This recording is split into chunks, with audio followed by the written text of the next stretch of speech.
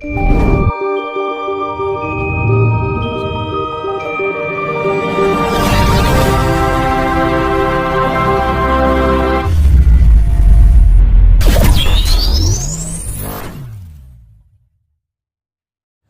donga, Mbah nggih. Nah, Nek Sabtu Darma mboten donga nggih. mboten diparingi donga kalih Gusti Allah. Namung diparingi sabdo, namung sabdo niku nggih sabdo niku nggih penyuwunan ngoten mawon. Penyuwunan. Anu kengken nyuwun ngoten mawon kalih ngarsane ingkang mawas. Mulane ning nggone nambani tiyang niku kan asma 3 langsung yang mau suci nyuwun dumateng ngersani yang kuwasa sakit pun A mugi-mugi pinaringan waras. Ditunggu wonten sebelah.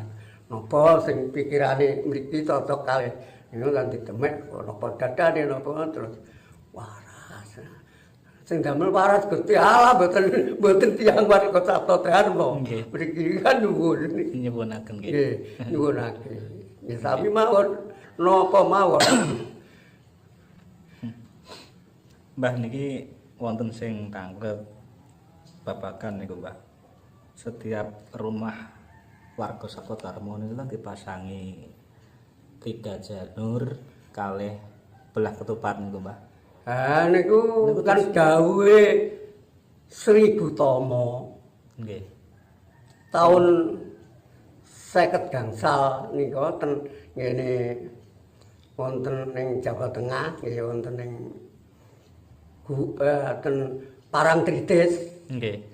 Ya mbake kan langsung srawung kalih Nyi Ratu. Nanti yang mbake nggih setara ratut. Setara ratut.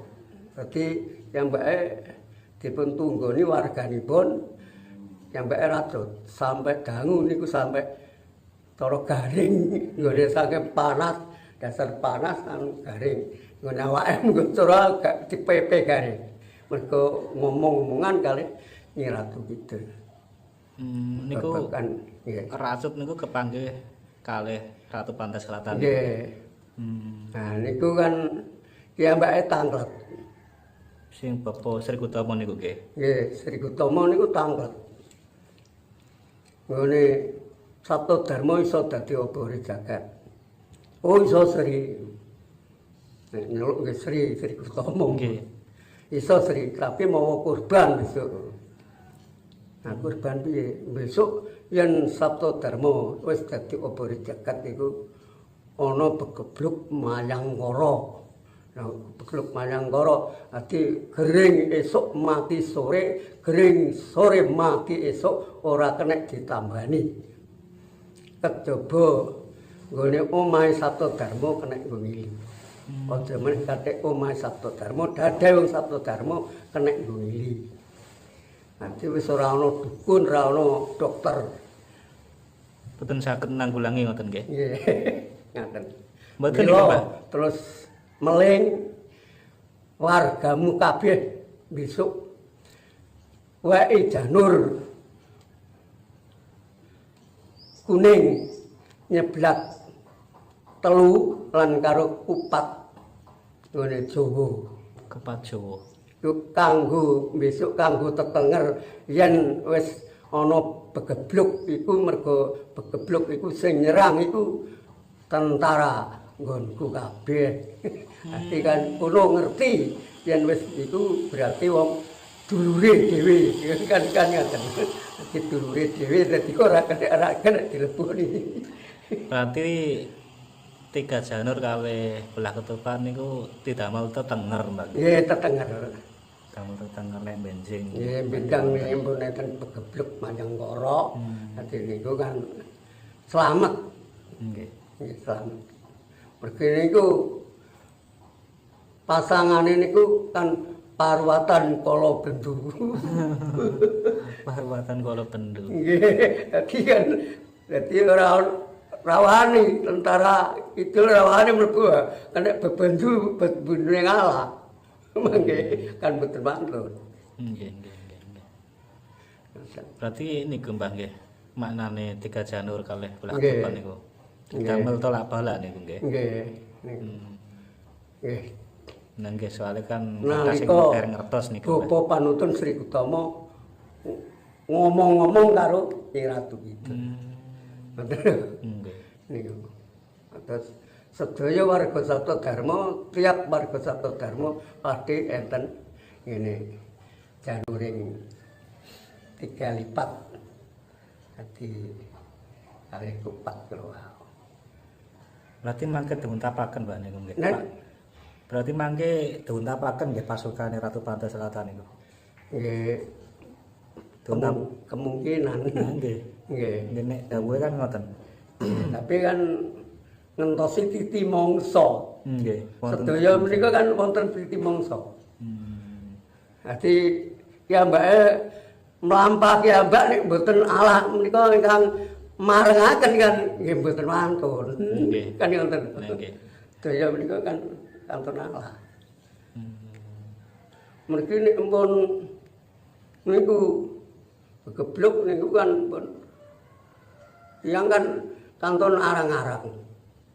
Kantun arang-arang.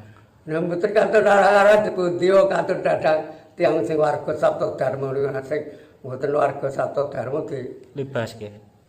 dihabisi ya. Oh, nggih, kesapu Bang nggih. Nah nggih. Dikis tapu. Berarti Mila- ganas mangke Bang nggih. Nggih. Mila ajaran Saptadharma menika sulit dadi Nah, nggih. panjenengan nggih mboten angsal ajak-ajak karepe yen saged mlebet wong nyembah Gusti Allah kathik Ajak-ajak Bang nggih. kathik ajak-ajak. Lah apa ajak-ajak niku wonge Gusti Allah. Lah nek pengen sujud karo Gusti Allah ya sujudno. Tapi disujudno nek njaluk sujud. Ngoten lho ajaran Saptadharma mboten kok. Ngene ngaten. Nah kula nek purun ngomongi tiyang sak enake kan mlebet Saptadharma. Kathah sing mlebet Bang. Nggih, tiyang Pahami tidak badhe kula sadani ta mriki sing saged teman-teman iki. Melu sujud Saptadharma kan wis parase. Kan bermacam-macam kan saged. Ditempel politik. Nggih, damel kepolitikan tapi mboten asal. Nggih, mboten asal ngoten nggih. Nggih. Terus dawuhe Allah mboten asal. Aku ngedono Saptadharma kanggo ambaku sing gelem nglakoni, sing ora gelem aja pesa. Ngoten nggih pesene Mbak nggih. Nggih. Dadi niku dadi mboten purun mesa. Dadi upama nambani ora rasa macem-macem. Ngoten. Nggih. Dadi nambani. Ora rasa macem-macem sing napa-napa mboten. Yang penting waral, sing marasake mboten warga Saptadharma kan sing marasake ingkang kuat kiamat. Nggih, ingkang Maha Kuasa. Nggih lho. Nggih. Iki kalau wau kan pun kula aturi. Asma 3 kula wau asma 3 langsung Yang Maha Suci nyuwun dumateng Yang Maha Kuwasa sakitipun SA. Mugi-mugi pinaringan waras demen apa ten mriki. Ampun wabot ketok abot dipun sentak waras. Insyaallah mangke kan waras ya Mbak mboten. Nggih. Ngoten. Berarti mangke niku pakebluk ageng Bang nggih, mayang Nggih. loro. Nggih. Nek Saptadharma badhe dados opore jagat. Nggih. Mila kan warga Saptadharma nggih kanthi sabar mboten usah golek warga mboten usah. Mangke nek pun titi mangsa tiyang goleki Saptadharma, endi wong Saptadharma?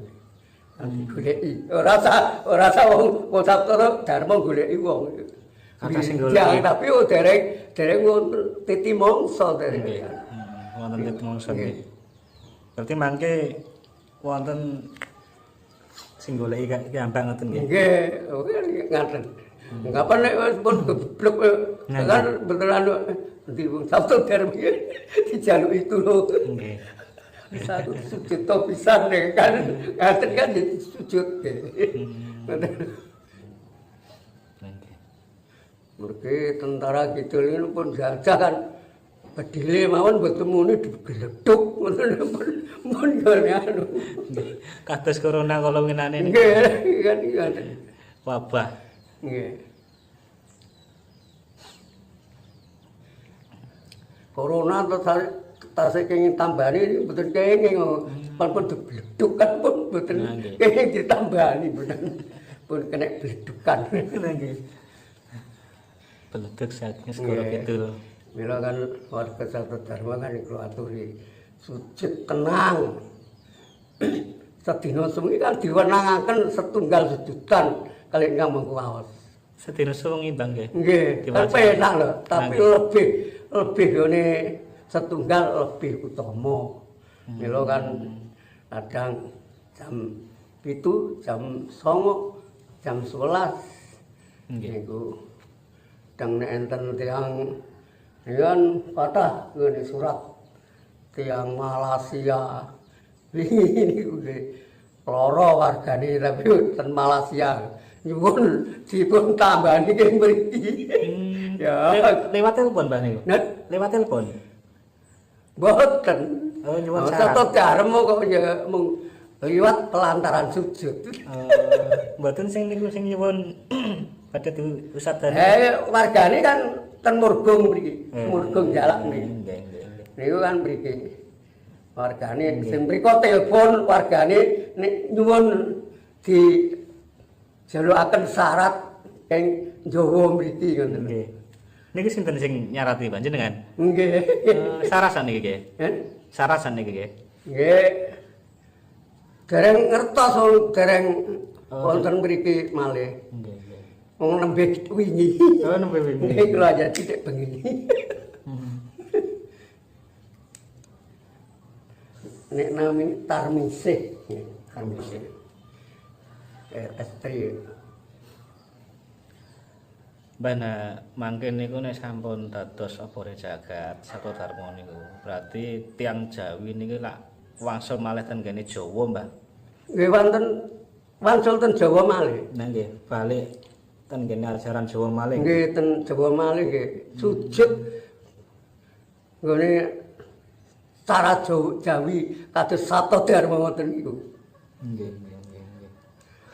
Sak kan kepercayaan liya-liyane niku kan nggih bermacam-macam sujude. Nggih. Terus utapane kan jarang diwedarno karo wong.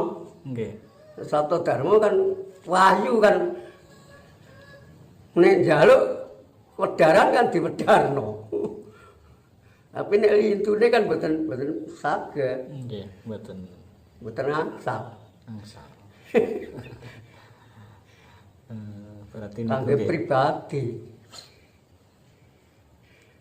Jawa Satodharma kan Mbah nggih. warga Satodharma kan mboten ngurusi masalah bab sujud bab ora ya urusane dhewe. Njaluk ngene pelajaran napa kan